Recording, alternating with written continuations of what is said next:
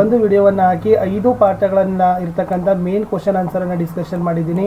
So 3-4 ಅಂಕಗಳಲ್ಲಿ ಬರ್ತಕ್ಕಂಥ ಪ್ರಶ್ನೆಗಳನ್ನು ಹಾಕಿದ್ದೀನಿ. 2 ಮಾರ್ಕ್ಸ್ ಕ್ವಶನನ್ನು ಸಹಿತನೂ ಕೂಡ ಹಾಕಿದ್ದೀನಿ. ಓಕೆ, ಆಮೇಲೆ 3 ಮಾಡೆಲ್ ಕ್ವಶನ್ ಪೇಪರ್ ಹಿಂದಿಯಲ್ಲಿ 80ಕ್ಕೆ 80 ಅಂಕ ಗಳಿಸೋದು ಹೇಗೆ ಅನ್ನೋದನ್ನೆಲ್ಲ ಇದ್ದಾವೆ. ವಿಡಿಯೋದ ಡಿಸ್ಕ್ರಿಪ್ಷನ್ ಬಾಕ್ಸನ್ನು ಚೆಕ್ ಮಾಡಿ. ಡಿಸ್ಕ್ರಿಪ್ಷನ್ ಬಾಕ್ಸ್ನಲ್ಲಿ ತುಂಬಾ ಚೆನ್ನಾಗಿರ್ತಕ್ಕಂಥ ವಿಡಿಯೋಗಳಿದ್ದಾವೆ. ಅವುಗಳನ್ನು ನೋಡಿ 70+ ಗ್ಯಾರಂಟಿಯಾಗಿ ಪಡಿತೀರಿ. ಜಸ್ಟ್ ನೀವೇನು ಮಾಡಬೇಕಪ್ಪ ಅಂತಂದರೆ ವಿಡಿಯೋಗಳನ್ನು ಕಡೆಯವರೆಗೂ ಕೂಡ ವಾಚ್ ಮಾಡಿ ಅರ್ಥವನ್ನು ಮಾಡ್ಕೊಳ್ಳಿಕ್ಕೆ ಪ್ರಯತ್ನವನ್ನು ಪಡಬೇಕು. ಈಗ ಬಸಂತ್ ಕಿ ಸಚ್ಚಾಯಿ ಪಾಠದಲ್ಲಿ ಬರ್ತಕ್ಕಂಥ ಒಂದು ಮೇನ್ ಕ್ವಶನ್ ಏನಪ್ಪ ಅಂದರೆ ಬಸಂತ್ ಏಕ್ ಇಮಾನ್ದಾರ್ ಲಡ್ಕಾ ಹೇ ಕೈಸೆ. ಬಸಂತನ ಬಗ್ಗೆ ಒಂದು ಪ್ರಶ್ನೆಯನ್ನು ಯಾವತ್ತೂ ಕೂಡ 4 ಅಂಕಕ್ಕೆ ಬರ್ತದೆ. ಇವಲ್ಲಿ ಒಂದು 5 ಪಾಯಿಂಟ್ಸ್ ಇದಾವೆ. बसंत मेहनती स्वाभिमानी गरीब अनाथ और ईमानदार लड़का है. बिना परिश्रम के मदद में मिले धन को वह भीख समझता था, इसलिए पंडित राजकिशोर से दया की भीख लेने से इनकार किया. इसी गुण के कारण वह अपनी घायल अवस्था में भी पंडित राजकिशोर के पैसे अपने भाई के हाथ भिजवाता है. सच में बसंत एक ईमानदार लड़का है ಅನ್ನೋದನ್ನು ಇಷ್ಟು ಪಾಯಿಂಟ್ಸ್ ನೀವು ಬಸಂತನ ಬಗ್ಗೆ ಬರೀಬಹುದಿತ್ತು. ಇನ್ನೊಂದು ಪ್ರಶ್ನೆ ಬರ್ತದೆ, पंडित राजकिशोर के मानवीय व्यवहार ಅಥವಾ पंडित राजकिशोर के परोपकार गुण, मानवीय गुण, परोपकारिता ಅಂತ ಪ್ರಶ್ನೆಗಳು ಬರ್ತವೆ. ಅಲ್ಲಿ पंडित राजकिशोर मजदूरों के नेता थे. वे कंगालों के प्रति हमदर्दी दिखाने वाले व्यक्ति थे. बाजार में बसंत की दशा परिश्रम एवं ईमानदारी देखकर प्रसन्न हुए और उसकी मदद करना चाहा. बसंत को दुर्घटना में घायल होने के बाद से बहुत दुखी हुए. तुरंत डॉक्टर से बुलवाकर बसंत की इलाज करवाया, चिकित्सा का भार भी उठाया और दोनों भाई को सांत्वना कराया. इनका परोपकारी गुण सबके लिए आदर्श है. इस तरह पंडित राजकिशोर सच्चे अर्थ में एस मानवता की मूर्ति थे ಅನ್ನೋದನ್ನು ನೀವೇನು ಮಾಡಬೇಕಾಗಿತ್ತಪ್ಪ ಅಂದರೆ ಬರಿಬೇಕಿತ್ತು. ಇನ್ನೂ ಒಂದು ಪ್ರಶ್ನೆ ಬರ್ತದೆ, ಪ್ರತಾಪ್ ರಾಜ್ಕಿಶೋರ್ ಕೆ ಘರ್ ಕ್ಯೂ ಆಯಾ ಅಂತ ಬರ್ತದೆ. ನೋಡಿ, बसंत ईमानदार लड़का है. वह पंडित राजकिशोर से नोट लेकर भुनाने गया. मोटर दुर्घटना में उसके पैर कुचले गए. वह बेहोश हो गया. होश में आते ही उसे पैसे लौटाने का ध्यान आया, इसलिए तुरंत प्रताप को बचे पैसे देकर पंडित राजकिशोर के घर भेजा ಅನ್ನೋದನ್ನು ನೀವೇನು ಮಾಡಬೇಕಾಗಿತ್ತು ಬರಿಬೇಕಿತ್ತು. ಇಲ್ಲಿ ಸ್ವಲ್ಪ ನಾನು ನಿಮಗೆ ಮುಹಾವರೆಗಳನ್ನು ನೋಡ್ಕೊಡ್ರಿ. ಈ ಮುಹಾವರೆಗಳೇನು ಬರೋದಿಲ್ಲ, ಬಟ್ ಆದರೂ ಕೂಡ ನಿಮಗೆ ಸ್ವಲ್ಪ ಏನಾಗಿಲ್ಲಪ್ಪ ಅಂದರೆ ಅದ್ರ ಬಗ್ಗೆ ನಾಲೆಜ್ ಇರಲಿ. ಆಲ್ಮೋಸ್ಟ್ ಅಲ್ಲಿ ಎಕ್ಸಾಮ್ ಕ್ವಶನ್ ಪೇಪರಲ್ಲಿ ಇರೋದಿಲ್ಲ, ಬಟ್ ಒಂದೊಂದು ಸರಿನೂ ಕೂಡ ಬಂದರೂ ಕೂಡ ಬರ್ಬೋದು. ಇನ್ನು ಮೋಸ್ಟ್ ಇಂಪಾರ್ಟೆಂಟ್ ಏನಪ್ಪ ಅಂದರೆ ದೋಹೆಯ 3 ಅಂಕಗಳಿಗೆ ಭಾವಾರ್ಥಗಳನ್ನು ಬರೀತಕ್ಕಂಥದ್ದು ತುಳಸಿ ಕೆ ದೋಹೆ ಅಂತಕ್ಕಂಥ ಪದ್ಯ. ಫಸ್ಟ್, ಮುಖ್ಯ ಮುಖಸೋ ಚಾಯೇ ಖಾನ ಪಾನಕೋ ಏಕ ಪಾಲೈ ಪೋಸೈ ಸಕಲ ಅಂಗ तुलसी सहित विवेक. ನೋಡಿ, प्रस्तुत दोहे में तुलसीदास कहते हैं कि जिस तरह मुँह खाने पीने का काम अकेले करते हुए शरीर के सारे अंगों का पालन पोषण करता है, उसी तरह मुखिया भी काम अपनी तरह से करे लेकिन उसका फल सभी को मिले ಅನ್ನೋದನ್ನು ಇಷ್ಟು ಭಾವಾರ್ಥವನ್ನು ನೀವು ಬರಿಬೇಕಿತ್ತು. ಇನ್ನು 2ನೇ ದೋಹ, ಜಡಚೇತನ ಗುಣ ದೋಷಮಯ ವಿಶ್ವಕೀನ ಕರತಾರ ಸಂತ ಹಂಸ ಗುಣ ಗಹಹಿ ಪಯ ಪರಿಹರಿವಾರಿ ವಿಕಾರ ಅಂತ ಒಂದು ಬರ್ತದೆ. ಇಲ್ಲಿ प्रस्तुत दोहे में तुलसीदास कहते हैं कि सृष्टिकर्ता ने इस दुनिया को अच्छे बुरे एवं गुण दोष में मिलाकर बनाया है, लेकिन हम हंस रूपी साधु की तरह विकारों को छोड़कर अच्छे गुणों को अपनाना चाहिए ಅನ್ನೋದನ್ನು ಬರಿಬೇಕಿತ್ತು. 3ನೇ ದೋಹ, दया धर्म का मूल है, पाप मूल अभिमान, तुलसी दया न छाड़िए जब लग घट में प्राण.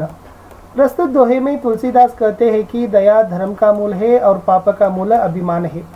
इसलिए मनुष्य के शरीर में जब तक प्राण है, जब तक अपना अभिमान छोड़कर दयालु बने रहना चाहिए ಅನ್ನೋದನ್ನು ಬರಿಬೇಕಿತ್ತು. ಇನ್ನು 4ನೇ ದೋಹ ಬರ್ತದೆ, ತುಳಸಿ ಸಾತಿ ವಿಪತ್ತಿಗೆ ವಿದ್ಯಾ ವಿನಯ ವೇಕ साहस सुकृति सुसत्यव्रत राम भरोसो एक. प्रस्तुत दोहे में तुलसीदास कहते हैं कि मनुष्य पर जब विपत्ति पड़ती है तब उसकी विद्या विनय तथा विवेक ही उसका साथ निभाते हैं. जो राम पर भरोसा करने वाले साहसी सत्यवान और सुकृतवान बनता है ಅನ್ನೋದನ್ನು ನೀವು ಬರಿಬೇಕಿತ್ತು. ಕಡೆ ದೋಹ ಬರ್ತದೆ, ರಾಮನಾಮಮನಿ ದೀಪದರು ಜಿಯಹ ದೇಹರಿ ದ್ವಾರ ತುಳಸಿ ಭೀತರ ಬಾಹಿರೋ ಜೋ ಚಾಹಸಿ ಉಜಿಯಾರ. ಇಲ್ಲಿ ಏನು ಬರಿಬೇಕಂದ್ರೆ, प्रस्तुत दोहे में तुलसीदास कहते हैं कि जिस तरह देहरी पर दिया रखने से घर के भीतर तथा आंगन में प्रकाश फैलता है, उसी तरह राम नाम जपने से मानव की आंतरिक और बाह्य शुद्धि होती है ಅನ್ನೋದನ್ನು ಬರಿಬೇಕಿತ್ತು. ಇನ್ನು ಯಾವೆಲ್ಲ ವಿಲೋಮ ಶಬ್ದಗಳು ಬರ್ತಾವಂದರೆ ಆಯವ್ಯಯ, ಅಂಧಕಾರ ಪ್ರಕಾಶ, ಆಗೆ ಪೀಚೆ, अमृत विष, आधार निराधार, जय पराजय, परतंत्र स्वतंत्र, सफल विफल, चल अचल, आदर अनादर, दयावान दयाहीन, धन निर्धन, जन निर्जन, बल निर्बल, गुण निर्गुण, जीत हार, आजकल, लेना देना, आना जाना, तोड़ जोड़, बढ़ना घटना, वरदान अभिशाप, सवाल जवाब, मुश्किल आसान, काटना जोड़ना, आरोहण अवरोहण, चढ़ना उतरना, सुंदर कुरूप, भीतर बाहर, उत्तीर्ण अनुत्तीर्ण, उपयोग अनुपयोग, चैन बेचैन, उपस्थिति अनुपस्थिति, होश बेहोश, सहयोग असहयोग, खबर बेखबर, ईमान बेईमान, आयात निर्यात. ಇನ್ನು ಇಂಟರ್ನೆಟ್ ಕ್ರಾಂತಿ ಪಾಠದಲ್ಲಿ ನೋಡೋಣ. ಇಲ್ಲಿ 2 ಮತ್ತು 3 ಅಂಕಗಳಿಗೆ ವಿಶೇಷವಾಗಿ ಪ್ರಶ್ನೆಗಳು ಬರ್ತದೆ. ई गवर्नेंस का परिचय दीजिए, ई गवर्नेंस क्या है अथवा पारदर्शी प्रशासन कैसे संभव है ಅಂತ ಪ್ರಶ್ನೆ ಇದೆ. ಇಲ್ಲಿ ई गवर्नेंस द्वारा सरकार के सभी कामकाज का विवरण, अभिलेख, सरकारी आदेश आदि को यथावत लोगों को सूचित किया जाता है. इससे प्रशासन पारदर्शी बन सकता है. नेक्स्ट ಏನೇನಪ್ಪ ಅಂದ್ರೆ व्यापार और बैंकिंग में इंटरनेट कैसे मदद करता है. ನೋಡಿ, इंटरनेट द्वारा घर बैठे बैठे खरीदारी कर सकते हैं, कोई भी बिल भर सकते हैं. इंटरनेट बैंकिंग द्वारा दुनिया की किसी भी जगह पर चाहे जितनी भी रकम भेजी जा सकती है. इससे दुकान जाने और लाइन में घंटों खड़े रहने का समय बच सकता है. ಇನ್ನು ಸೋಷಿಯಲ್ ನೆಟ್ವರ್ಕಿಂಗ್ ಬಗ್ಗೆ ಒಂದು ಪ್ರಶ್ನೆ ಬಂದೇ ಬರ್ತದೆ. ಸೋಷಿಯಲ್ ನೆಟ್ವರ್ಕಿಂಗ್ ಕ್ರಾಂತಿಕಾರಿ खोजे ಅಥವಾ समाज पर क्या प्रभाव पड़ा है ಅನ್ನೋದ ಪ್ರಶ್ನೆಗಳನ್ನು ಕೇಳ್ತಾರೆ. ಇಲ್ಲಿ सोशल नेटवर्किंग एक क्रांतिकारी खोज है जिसने दुनिया भर के लोगों को एक जगह ला खड़ा कर दिया है. फेसबुक, ट्विटर जैसे साइटों के कारण देश विदेश के लोगों के रहन सहन, वेशभूषा, खाना पाना, संस्कृति, कला आदि का इस प्रभाव पड़ रहा है. ई गवर्नेंस द्वारा प्रशासन पारदर्शी बन सकता है ಅಂತ ಇಲ್ಲಿ ಈ ಗವರ್ನೆನ್ಸ್ ಬಗ್ಗೆ ಇದೆ. ಬಟ್ ನೀವು ಸೋಷಿಯಲ್ ನೆಟ್ವರ್ಕಿಂಗ್ ಬಗ್ಗೆ ಇಷ್ಟು ಬರೆದ್ರೆ ಸಾಕು. ಇನ್ನು ವಿಡಿಯೋ ಕಾನ್ಫರೆನ್ಸ್ ಬಗ್ಗೆನೂ ಕೂಡ ಕೆಲವೊಂದು ಸಾರಿ ಪ್ರಶ್ನೆಗಳು ಬರ್ತದೆ. ಅಂದರೆ वीडियो कॉन्फ्रेंस द्वारा एक जगह बैठकर दुनिया के कई देशों के प्रतिनिधियों के साथ 8-10 दूरदर्शन के पर्दे पर चर्चा कर सकते हैं. एक ही कमरे में बैठकर विभिन्न देशों में रहने वाले लोगों के साथ विचार विनिमय कर सकते हैं ಅನ್ನೋದನ್ನು ಬರಿಬೇಕಿತ್ತು. ಇನ್ನು ಲಾಸ್ಟ್ ಇಂಪಾರ್ಟೆಂಟ್ ಅಪ್ಪ ಅಂದರೆ 3 ಮಾರ್ಕ್ಸ್ಗೆ ಕೆಲವೊಂದು ಸರಿ ಸಂಚಾರ व सूचना के क्षेत्र में इंटरनेट का क्या महत्व है ಅಂತ ಕೇಳ್ತಾರೆ. ಅಥವಾ इंटरनेट के कारण संचार व सूचना के क्षेत्र में एक नई क्रांति आई है कैसे ಅಂತ ಕೇಳ್ತಾರೆ. ಇಲ್ಲಿ इंटरनेट ने संचार व सूचना के क्षेत्र में कमाल किया है.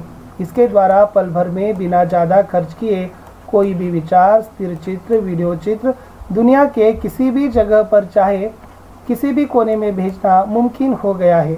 कोई संदेश, समाचार तथा हर प्रकार की जानकारियाँ कम समय में पहुँचा जा सकता है. पुस्तकालय की पुस्तकों को जिसे चाहे भेजी जा सकती है. तंत्रज्ञान के बिना कोई काम होना असंभव है. शायद इसके बिना संचार और सूचना दोनों ही क्षेत्र ठप पड़ जाते हैं ಅನ್ನೋದನ್ನು ಬರಿಬೇಕಿತ್ತು. ಇನ್ನು ಇಂಟರ್ನೆಟ್ ವರದಾನ और ಅಭಿಶಾಪ ಕೇಳ್ತಾರೆ. ಸೊ ಇಂಟರ್ನೆಟ್ನ ನಿಬಂಧಗಳನ್ನು ಬರೆದ್ರೂ ಕೂಡ ಕೇಳಿದ್ರು ಕೂಡ ಇದನ್ನು ಬರೀರಿ. ಇಲ್ಲಿ ಬಹಳಷ್ಟು ರೀತಿಯಾಗಿರ್ತಕ್ಕಂಥ ಉತ್ತಮವಾಗಿರ್ತಕ್ಕಂಥ ಪಾಯಿಂಟ್ಸ್ಗಳು ಇದಾವೆ. ಏನು ಬರೀತೀರಂದರೆ इंटरनेट सचमुच एक वरदान है. इंटरनेट द्वारा कोई भी विचार, स्थिर चित्र, वीडियो चित्र दुनिया के किसी भी कोने में भेजना मुमकिन है. इंटरनेट बैंकिंग द्वारा दुनिया की किसी भी जगह पर चाहे जितनी भी रकम भेजी जा सकती है. वीडियो कॉन्फ्रेंस द्वारा विभिन्न देशों में रहने वाले लोगों के साथ विचार विनिमय कर सकते हैं. इससे देश विदेश में लोगों के रहन सहन, वेशभूषा, खान पान, संस्कृति, कला आदि का जानकारी मिलती है. अनगिनत लोगों को रोजगार मिल रहा है. इंटरनेट एक और वरदान है तो दूसरी ओर अभिशाप भी है. इंटरनेट की वजह से पायरेसी, बैंकिंग फ्रॉड, हैकिंग आदि बढ़ रही है. चैटिंग, मुक्त वेबसाइट आदि से बच्चे व युवा पीढ़ी अनुपयुक्त और अनावश्यक जानकारी हासिल कर रहे हैं ಅಂತ ಬರೆದ್ರೆ ಸೊ ಇಲ್ಲಿ ವರದಾನನೂ ಆಯಿತು, ಲಾಭನೂ ಆಯಿತು. ಇದನ್ನು ನೀವೇನು ಮಾಡ್ಬೋದಾಗಿತ್ತಂದರೆ ಬರಿಬೋದು. ಇನ್ನು ಇಂಟರ್ನೆಟ್ ಸಚ್ಮುಚ್ ಏಕ್ ವರದಾನ್ ಹೇ ಅಥವಾ ಇಂಟರ್ನೆಟ್ನ ಲಾಭಗಳು ಅಂತಲೂ ಕೂಡ ನಿಮ್ಗೆ ಏನು ಮಾಡ್ತಾರಪ್ಪ ಅಂದರೆ ಕೇಳ್ತಾರೆ. ಅವಾಗ ವೆರಿ ಸಿಂಪಲ್ ಆಗಿರ್ತಕ್ಕಂಥ ನೀವೇನು ಬರಿಬೋದು, इंटरनेट एक सचमुच एक वरदान है. इंटरनेट द्वारा कोई भी विचार, स्थिर चित्र, वीडियो चित्र दुनिया के किसी भी कोने में भेजना मुमकिन है. इंटरनेट बैंकिंग द्वारा दुनिया की किसी भी जगह पर चाहे जितनी भी रकम भेजी जा सकती है. वीडियो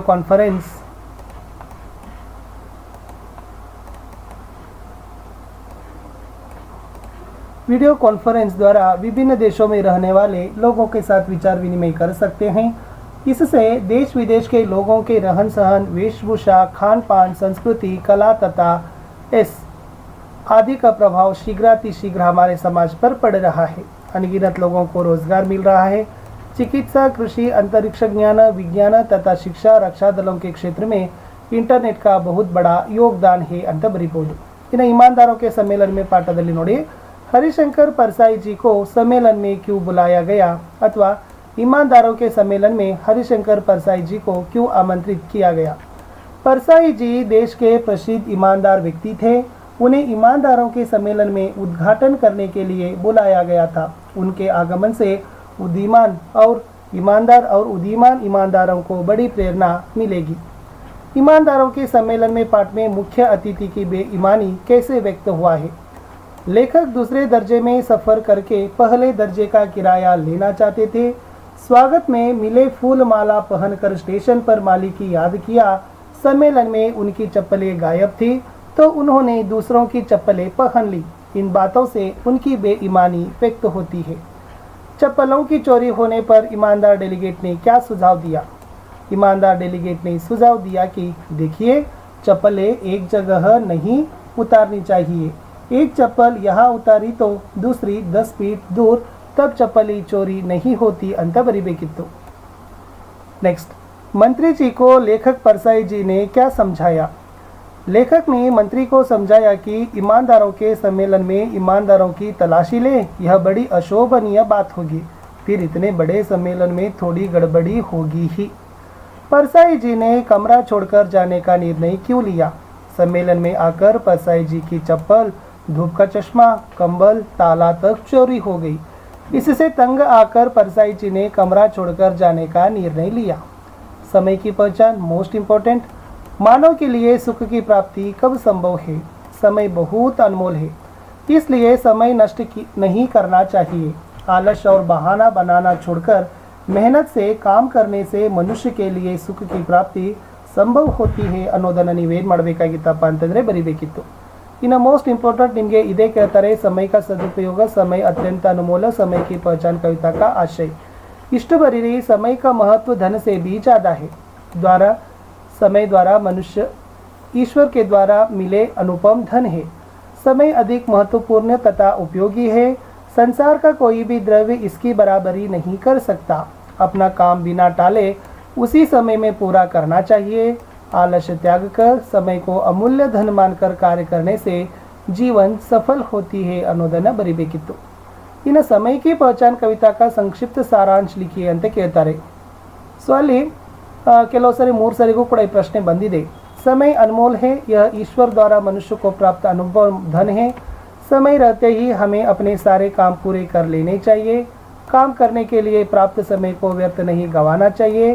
काम को टालना नहीं चाहिए, क्योंकि बीता हुआ अवसर नहीं आता। आलस्य नहीं करना चाहिए। स्वयं पर विश्वास रखते हुए अपने काम पूरी लगन से करना चाहिए ಅಂತ ಇತ್ತು। ಇನ್ನು ಮುಂದಿನ ಪಾಠಗಳನ್ನು ನೆಕ್ಸ್ಟ್ ವಿಡಿಯೋದಲ್ಲಿ ತರ್ತೀನಿ।